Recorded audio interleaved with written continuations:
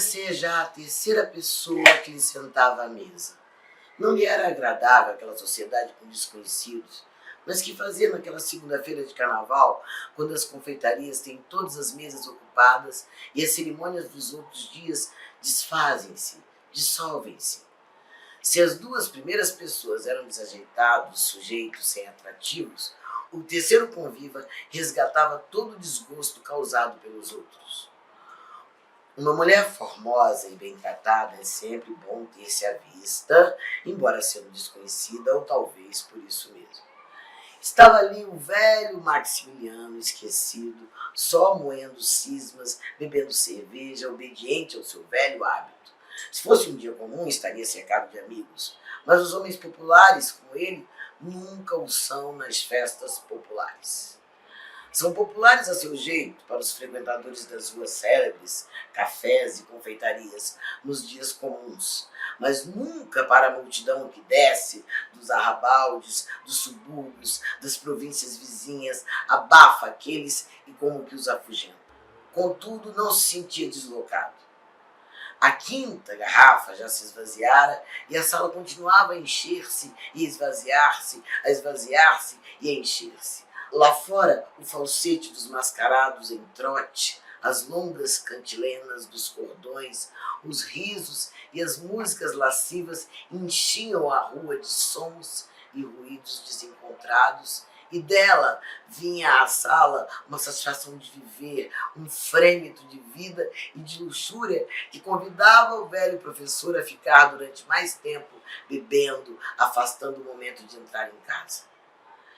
E esse frêmito de vida e luxúria que faz estremecer a cidade nos 3 dias de sua festa clássica, naquele momento, diminuía-lhe muito as grandes mágoas de sempre e, sobretudo, aquela teimosia e pequenina de hoje. Ela o pusera assim, macambúzio e isolado, embora mergulhado no turbilhão de riso, de alegria, de rumor, de embriaguez e luxúria dos outros, em segunda-feira gorda. O jacaré não dera, e muito menos a centena. Esse capricho da sorte tirava-lhe a esperança de um conto e pouco, doce esperança que se esvaía amargosamente naquele crepúsculo de galhofa e prazer. E que trabalho não tivera ele, doutor Maximiliano, para fazê-la brotar no seu peito logo nas primeiras horas do dia. De chusmas, de interpretações, de palpites, de exames cabalísticos.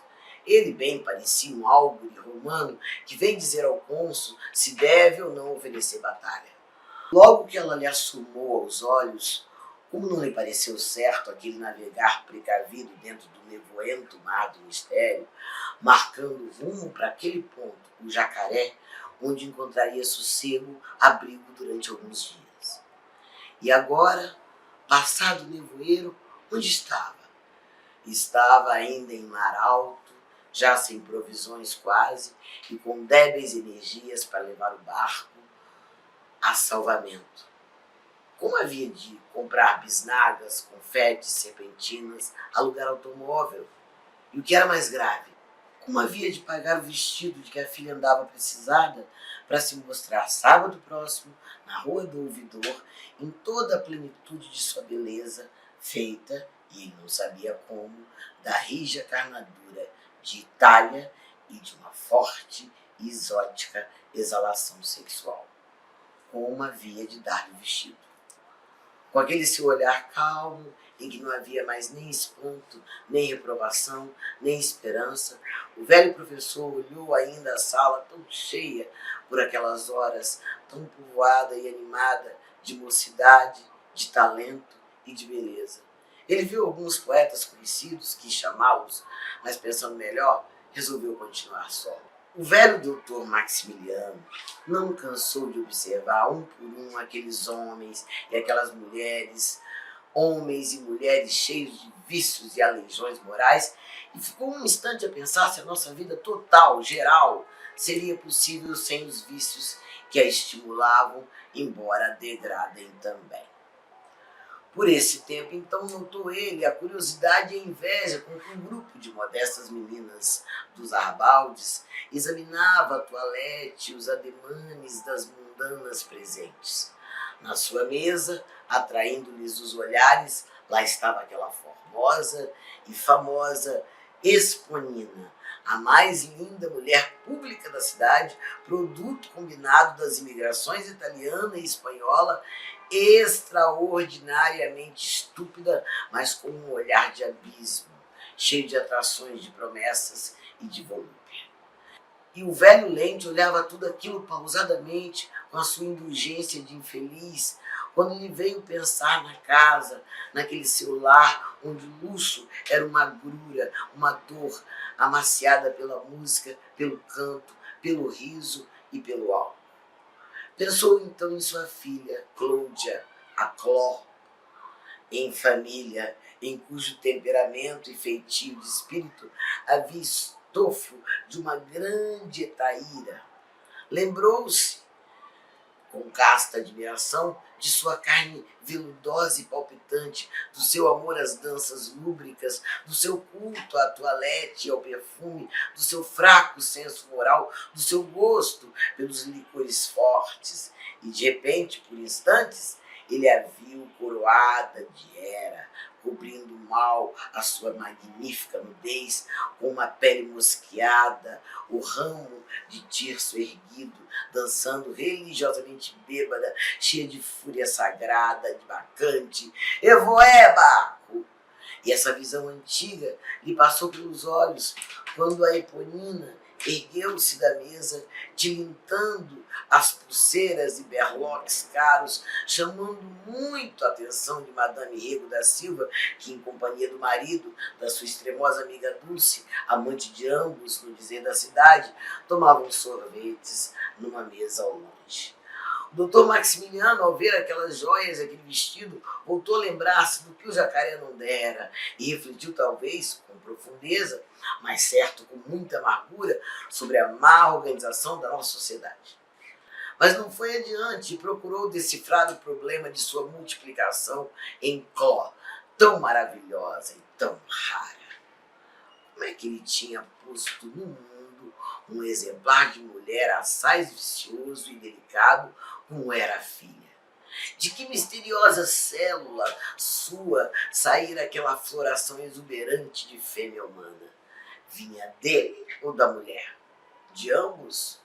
Ou de sua mulher só? Daquela sua carne apaixonada e sedenta que trepidava quando lhe recebia as lições de piano na casa dos pais? Não pôde, porém, resolver o caso. Aproximava-se o doutor André, com seu rosto de ídolo peruano, duro, sem mobilidade alguma na fisionomia acobreada, onde o ouro do aro do Pancinê reluzia fortemente e iluminava a barba sedosa. Era um homem forte, de largos ombros, musculoso, tórax saliente, saltando, e se bem tivesse as pernas arqueadas, era assim mesmo um belo exemplar da raça humana. Lamentava-se que ele fosse um bacharel vulgar e um deputado obscuro. A sua falta de agilidade intelectual, de maleabilidade, de ductilidade, a sua fraca capacidade de abstração e débil poder de associar ideias não impediam fosse ele deputado e bacharel. Ele seria rei, estaria no seu quadro natural, não na Câmara, mas remando em vás ou igaras nos nossos grandes rios, ou distendendo aqueles fortes arcos de íri que despejam flechas ervadas com curado. Era o seu último amigo, entretanto, o mais constante comensal de sua mesa lucolesca. Deputado, como já ficou dito, e rico, representava com muita galhardia e liberalidade uma feitoria mansa do norte nas salas burguesas, e apesar de casado, a filha do antigo professor, a lasciva Cló, esperava casar-se com ele pela religião do sol, um novo culto recentemente fundado por um agrimensor ilustrado e sem emprego. O velho Maximiliano nada de definitivo pensava sobre tais projetos. Não os aprovava nem os reprovava.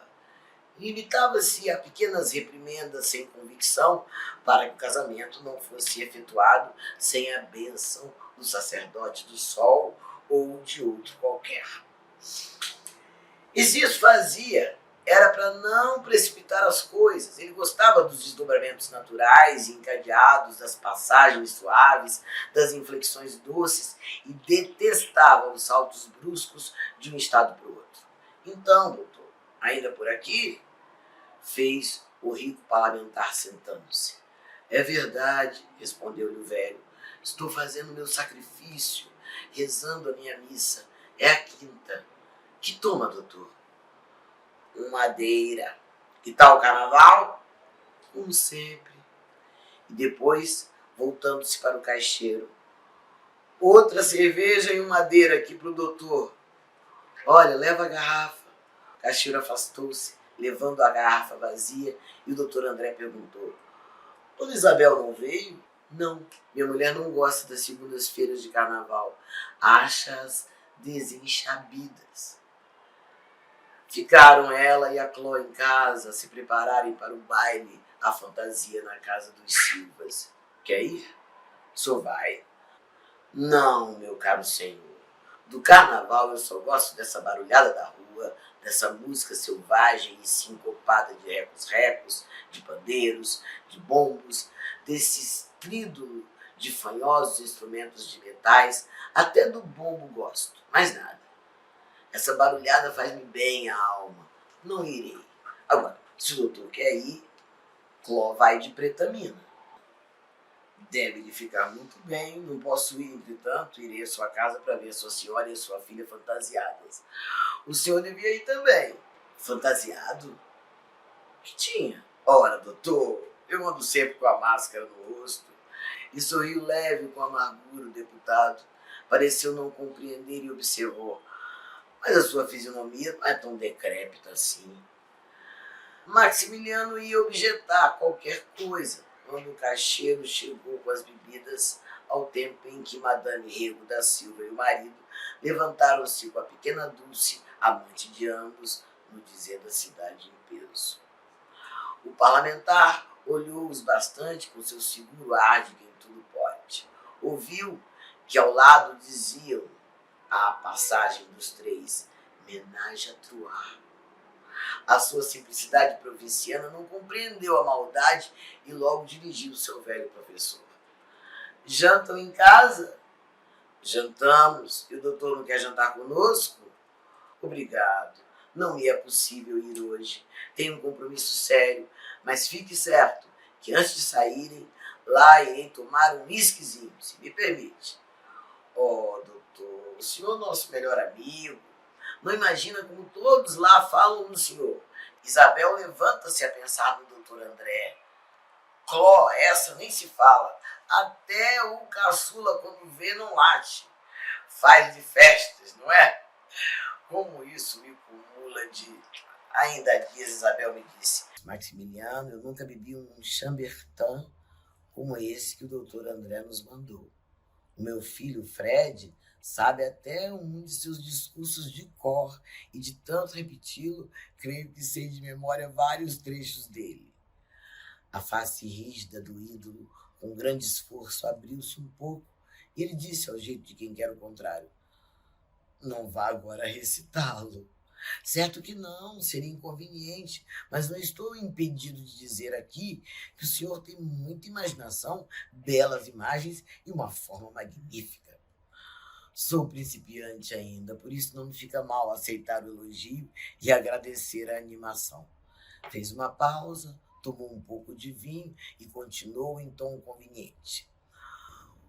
O senhor sabe perfeitamente que espécie de força me prende aos seus. Um sentimento acima de mim, uma solicitação, alguma coisa a mais que os senhores puseram na minha vida. Pois então, interrompeu cheio de comoção o doutor Maximiliano. A nossa! Ergueu o copo e ambos tocaram os seus, reatando o parlamentar a conversa dessa maneira. Deu aula hoje? Não. Desci para espairecer e cavar. É dura essa vida, cavar. Como é triste dizer-se isso, mas que se há de fazer? ganha-se uma miséria. Um professor com 800 mil réis, o que é? Tem-se família, representação, uma miséria. Ainda agora, com tantas dificuldades, é que Cló deu em tomar banhos de leite. Que ideia! Onde aprendeu isso? Sei lá, ela diz que tem, não sei o que, propriedades, certas virtudes. O diabo é que tem de pagar uma conta estupenda no leiteiro. São banhos de ouro, é o que são. Jogo nos bichos, hoje tinha tanta fé no jacaré. O caixeiro passava e ele recomendou: Baldomero, outra cerveja. O doutor não toma mais madeira? Vá lá. Ganhou, doutor? Qual? E não imagina que falta me fez. Se quer? Por quem é, meu caro? Deixe-se disso. Então há de ser assim todo dia? Que tem, ora, nada de cerimônias. É como se recebesse de um filho. Nada disso, nada disso. Fingindo que não entendia a recusa, o doutor André foi retirando da carteira uma bela nota, cujo valor nas algibeiras do doutor Maximiliano fez-lhe esquecerem muito a sua desdita no jacaré. O deputado ainda esteve um pouco em breve, porém se despediu, reiterando a promessa de que iria até a casa do professor para ver as duas senhoras fantasiadas. O doutor Maximiliano bebeu ainda uma cerveja e, acabada que foi a cerveja, saiu vagarosamente um tanto trôpego. A noite já tinha caído de há muito.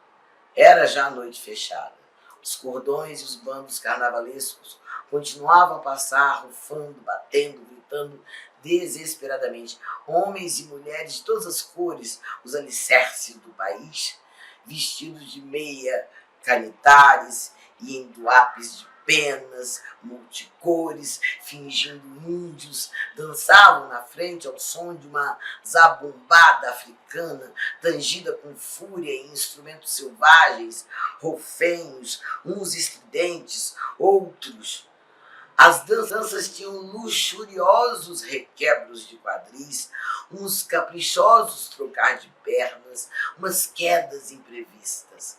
Aqueles fantasiados tinham guardado na memória muscular velhos gestos dos avoengos, mas não mais sabiam coordená-los nem a explicação deles. Eram restos de danças guerreiras ou religiosas, dos selvagens, de onde a maioria deles provinha, que o tempo e outras influências tinham transformado em palhaçadas carnavalescas. Certamente, durante os séculos de escravidão nas cidades, os seus antepassados só se podiam lembrar daquelas cerimônias de suas aringas ou tabas pelo carnaval. A tradição passou os fios aos netos, e estes estavam ali a observá-la com as inevitáveis deturpações. Ele, o doutor Maximiliano, apaixonado amador de música, antigo professor de piano, para poder viver e formar-se, deteve-se um pouco para ouvir aquelas bizarras e bárbaras cantorias, pensando na pobreza de invenção melódica daquela gente. A frase mal desenhada era curta, logo cortada e interrompida, sacudida pelos rufos, pelo ranger, pelos guinchos de instrumentos selvagens e ingênuos. Um instante, ele pensou em continuar uma daquelas cantigas, em completá-la, e a área veio-lhe inteira ao ouvido, provocando o antigo professor de música a fazer parar o chuveiro de ouro, a fim de ensinar-lhes aos cantores o que a imaginação lhe havia trazido à cabeça naquele momento. Arrependeu-se que tivesse feito gostar daquela barulhada, porém o amador de música vencia o homem desgostoso. Ele queria que aquela gente entoasse um hino, uma cantiga, um canto com qualquer nome, mas que tivesse regra e beleza. Mas logo imaginou, para quê? Corresponderia a música mais ou menos artística aos pensamentos íntimos deles? Seria mesmo a expansão dos seus sonhos, fantasias e dores? E devagar se foi indo pela rua em fora, cobrindo de simpatia toda a puerilidade aparente daqueles esgares e berros que bem sentia profundos e próprios daquelas criaturas grosseiras e de raças tão várias. mas que encontravam naquele vozerio bárbaro e ensurdecedor meio de fazer porejar os seus sofrimentos de raça e de indivíduo e exprimir também as suas ânsias de felicidade. Encaminhou-se direto para casa. Estava fechada, mas havia luzes na sala principal, onde tocavam e dançavam. Atravessou o pequeno jardim ouvindo o piano. Era sua mulher quem tocava. Ele o adivinhava pelo seu veluté, pela maneira de ferir as notas, muito docemente, sem deixar quase perceber a impulsão que os dedos levavam. Como ela tocava aquele tango, que paixão punha naquela música interior. Lembrou-se então dos cordões, dos ranchos, das suas cantilenas ingênuas e bárbaras, daquele ritmo especial a elas que também perturbava sua mulher e abrasava sua filha. Por que caminho lhes tinha chegado ao sangue, à carne, aquele gosto, aquele pendor por tais músicas? Como havia correlação entre elas e as almas daquelas duas mulheres? Não sabia ao certo, mas viu em toda a sociedade complicados movimentos de trocas e influências, trocas de ideias e sentimentos, de influências e paixões, de gostos e inclinações. Quando entrou, o piano cessava e a filha descansava no sofá, a fadiga da dança lúbrica que estivera ensaiando com o irmão. O velho ainda ouviu indulgentemente o filho dizer: é assim que se dança nos democráticos. Cló, logo que o viu, correu abraçado ao pai, perguntou: André não vem? Virá. Mas logo em tom severo acrescentou: que tem você com o André? Nada, papai. Mas ele é tão bom. Quis Maximiliano ser severo, quis apossar-se da sua respeitável autoridade de pai de família, quis exercer um velho sacerdócio de sacrificador aos deuses penates, mas era cético demais, duvidava, não acreditava mais nem no seu sacerdócio, nem no fundamento da sua autoridade. Ralhou, entretanto, frouxamente. Você precisava ter mais compostura, Cló.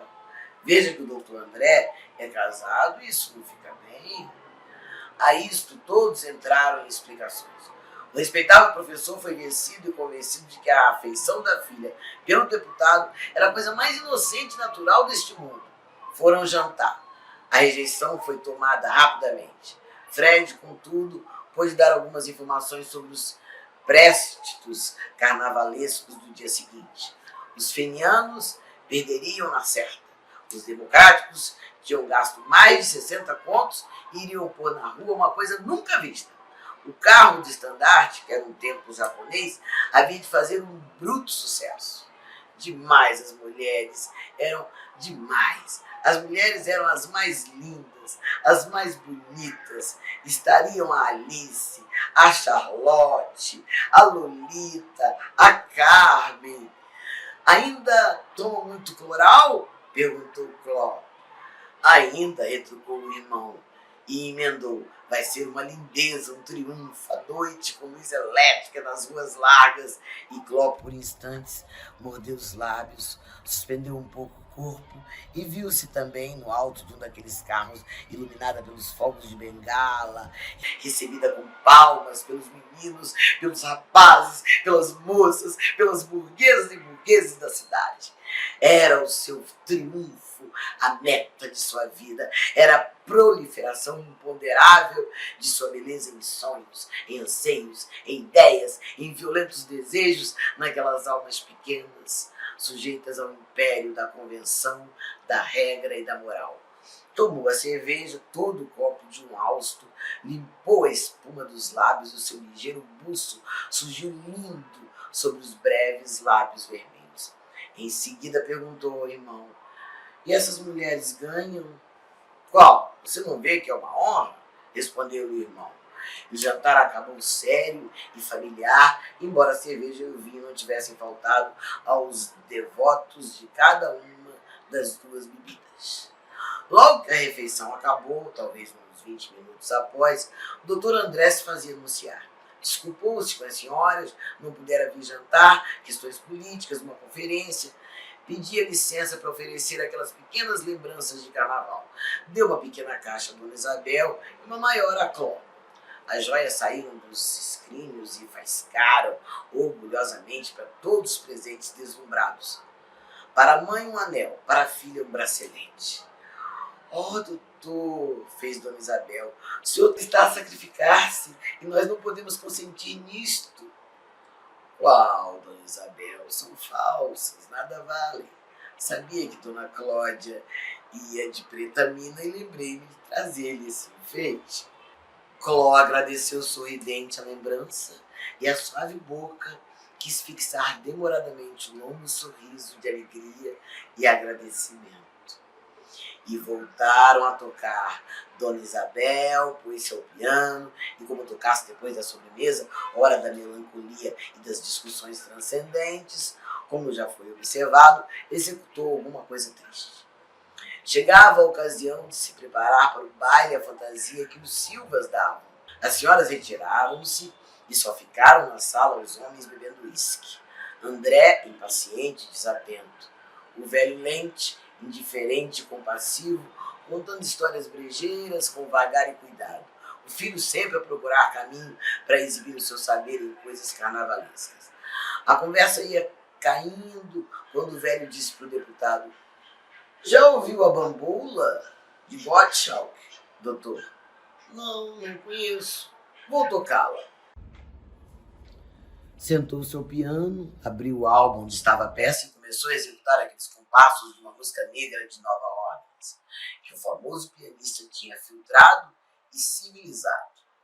A filha entrou linda, fresca, veludosa, de pano da costa ao ombro, triunfa com o colo inteiramente nu, muito cheio, marmóreo, separado do pescoço, modelado por um colar de falsas turquesas. Os braceletes e as miçangas tilintavam no peito e nos braços, a bem dizer, totalmente despidos, e os bicos de crivo da camisa de linho rendavam as raízes dos seios duros que mal suportavam a alvíssima prisão onde estavam retidos.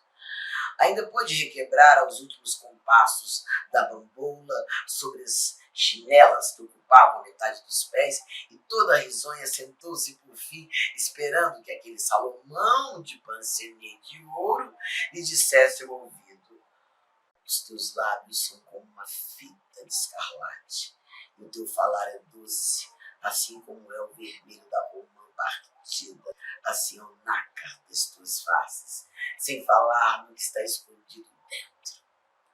O doutor Maximiliano deixou o tamborete do piano e o deputado, bem perto de Cláudia, se não falava como o rei Salomão, a rainha de Sabá, dilatava as narinas para sorver toda a exalação acre daquela moça que mais capitosa se fazia dentro daquele vestuário de escrava desprezada. A sala encheu-se de outros convidados e a sessão de música veio a cair na canção e na modinha. Fred cantou e Cló, instada pelo Dr. André, cantou também. O automóvel não tinha chegado, ela tinha tempo. Dona Isabel acompanhou e a moça, pondo tudo o que havia de sedução na sua voz, nos seus olhos pequenos e castanhos, cantou a canção da preta mina.